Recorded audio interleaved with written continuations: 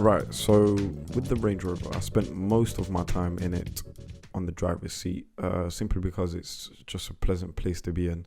Although it's the long wheelbase version, and I should have mostly spent most of my time reviewing it in the back, the driver's seat is where everything just, how do I put this? You appreciate the car more, I believe.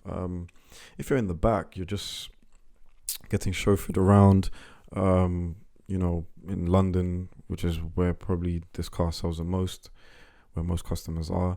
If you're in the back, you just get chauffeured around. You don't really enjoy the car. It is comfortable.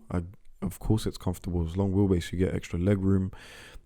You've got dedicated buttons on the side on the door that so you can move the seat in front of you forward. You can move it way forward and fold the headrest. I don't know what for, but you can recline your seat. You can operate many things with the controls on the left on the door, but in the driver's seat is where I spent most of my time, and that is where I truly appreciated the car for what it was. The engine, it's only a 2 litre, but it's got a bit of grunt and it does the job. It's a 2.5 ton car, so it is very heavy, but the engine I didn't feel like the car was too heavy. The only time I felt like the car was heavy or out of balance, it was in corners. If you go a bit too fast around the corner, you do feel, the body roll.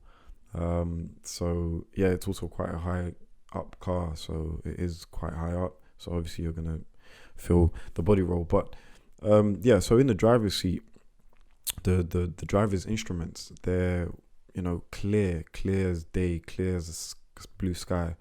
They're just clear as glass. They are very informative. You can do so many things with the buttons on the steering wheel. You can, you get fault alerts and your tire pressure is low, etc. Things like that. You got a speedo. You got like a navigation. You also got a heads-up display. That shows you the speed limit on that road, and it shows you where your next exit is if you're using the sat nav. There are flappy paddles. I didn't use them that much because that's not really the purpose of that car.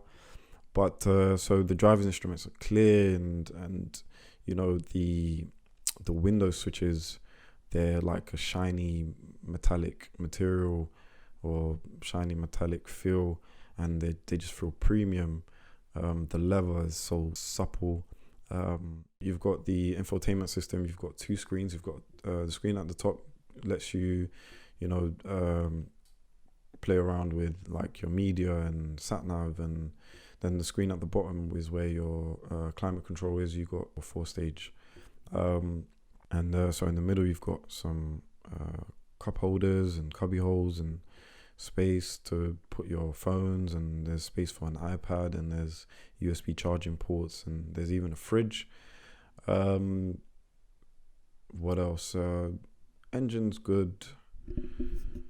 The electric motors, I didn't really use the electric motors that much because they weren't charged. I wasn't sure if the engine could charge them, but every time I looked over, there was 0 battery percentage.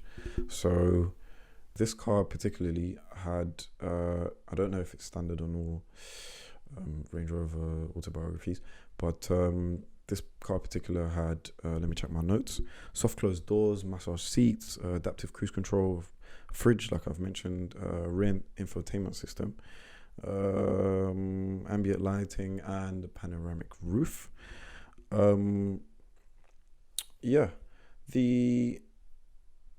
The electric motors give you a range of about 30 miles, which is not that great, but around London, it might do. You don't really move that much in London. Going back to my notes, the standard price for a P400 E is around £100,000. The particular model I tested was around 140,000 because it had upgraded speakers, infotainment system in the back, things like that.